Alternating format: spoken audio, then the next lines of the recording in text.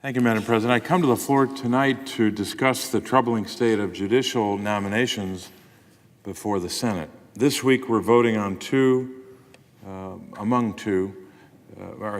others, two district court nominees, Cam Barker and Andrew Brasher, who have, in my judgment, very concerning records. Just several weeks ago, Senate Republicans changed the Senate rules so that they can continue to put on the federal bench highly ideological and sometimes unqualified jurists who have the corporate stamp of approval, but I don't think the mainstream stamp of approval. Under new Senate rules, these nominees will receive only 2 hours of post-cloture consideration time on the Senate floor, but if confirmed, they would sit on the federal bench for life. So 2 hours post-cloture for a lifetime appointment. I'll start with Mr. Barker. Cam Barker has been nominated to the United States District Court for the Eastern District of Texas, and he has a troubling record from his time as Deputy Solicitor General of the state of Texas. In 2016, he defended Texas's voter ID law, which the Fifth Circuit said violated the Voting Rights Act because it prevented minority voters from exercising the right to vote. Second, Mr. Barker submitted amicus briefs to the United States Supreme Court attacking the Affordable Care Act. In those briefs, he argued that the individual mandate is unconstitutional, a position rejected by the U.S. Supreme Court. He also opposed the contraceptive coverage mandate, which was a critical part of the ACA's efforts to make sure that women have access to the medical care that they need. He also signed amicus briefs arguing that businesses should be allowed to discriminate against LGBT customers and supporting the president's travel ban, which in my judgment was a bigoted policy that discriminated against the Muslim community.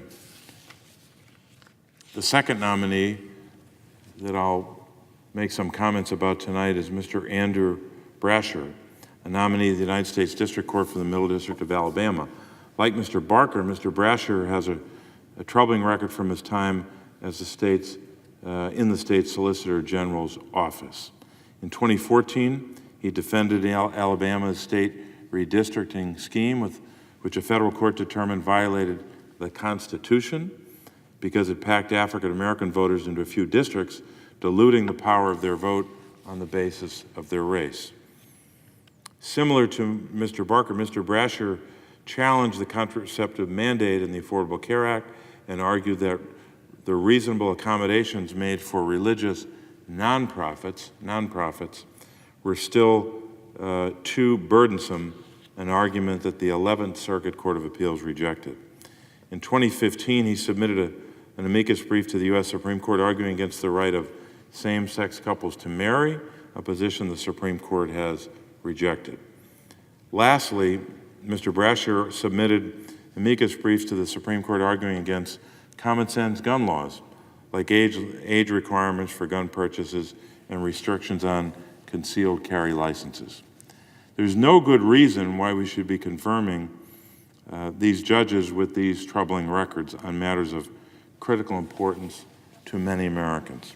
There's no shortage of qualified mainstream attorneys or judges, state court judges and other judges across the country. Of course, in the case of a Republican Senate, a Republican president, these judges are often Republican in their party affiliation or by way of their philosophy. But I think there's a big difference often between a conservative jurist or potential judge who's got a conservative view on issues. That's different than being extreme right, as many of these nominees are.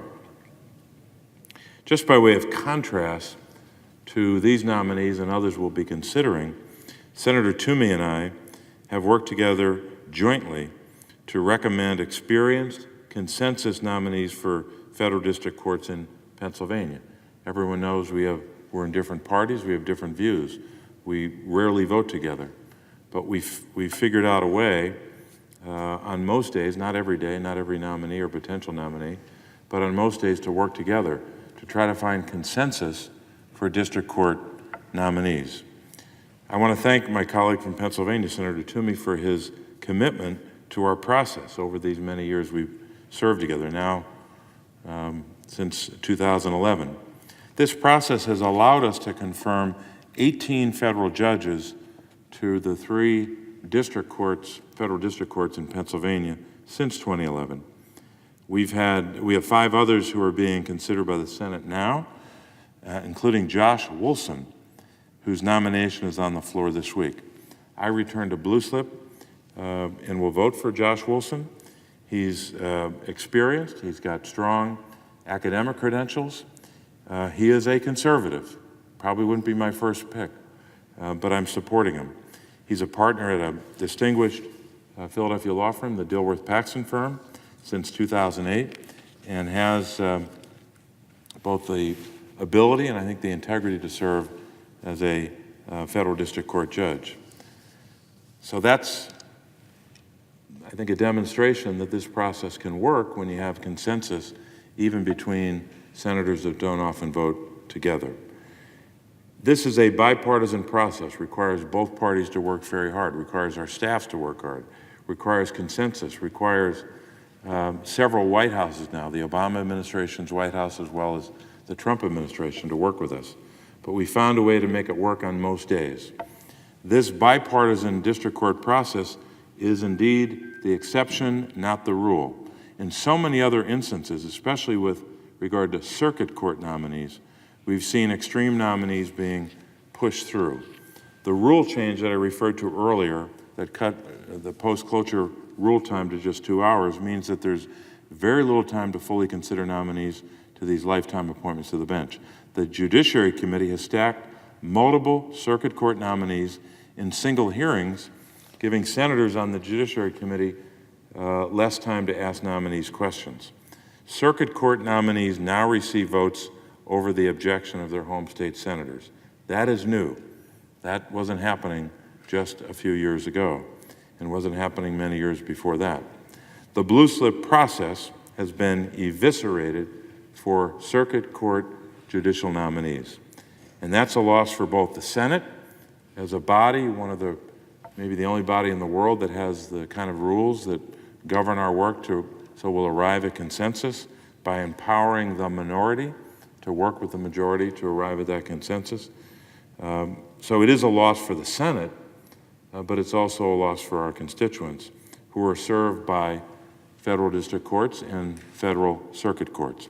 Last year, the Senate confirmed David Porter to the Third Circuit Court of Appeals, including Pennsylvania, Pennsylvania being one of the states represented in the circuit.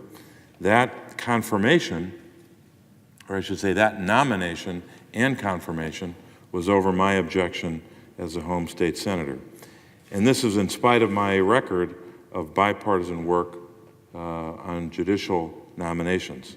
My record now goes back over the course of 3 presidencies in different Senates, Democratic Senate, Republican Senate.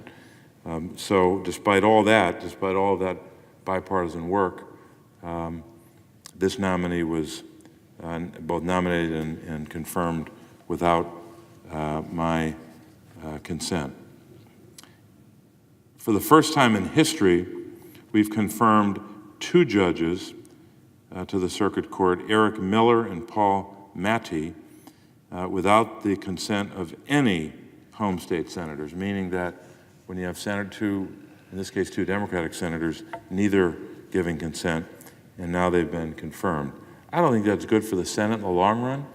I'm certain it's not good for our constituents, as I said. I think they would prefer judges that come through a process where there's a degree of consensus, including all the vetting that these nominees go through. So this isn't how the process is supposed to work. This process is supposed to be one of advising consent. And advising consent as to nominees for lifetime appointments to the federal courts, especially the circuit courts, has been gutted. And gutted might be an understatement. These nominees will impact not just the lives of the parties before them in court, but of course the lives of all Americans. It is true that in our system, one federal judge can affect the whole country. We know that from our history. and that includes both district court judges as well as, of course, circuit court judges. In the case of circuit court judges, often that is the last stop. Very few cases are briefed and argued before the United States Supreme Court. So often, in many cases, the last stop is the Federal Circuit Court of Appeals. That becomes, for all intents and purposes, the Supreme Court for a lot of cases, the highest level of review. I hope we can return to a more inclusive process that focuses on putting experienced, mainstream judges on the bench rather than ram through, and that's the best way to describe what's been happening lately, ramming through nominees with views and with records that are out of the mainstream.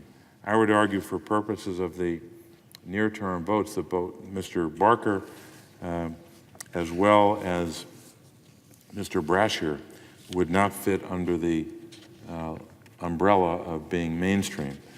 And I think there are plenty of folks around here in the Senate who would like to work together to arrive at more of a consensus. Doesn't mean that we won't have disagreements, doesn't mean that one side won't have a different point of view.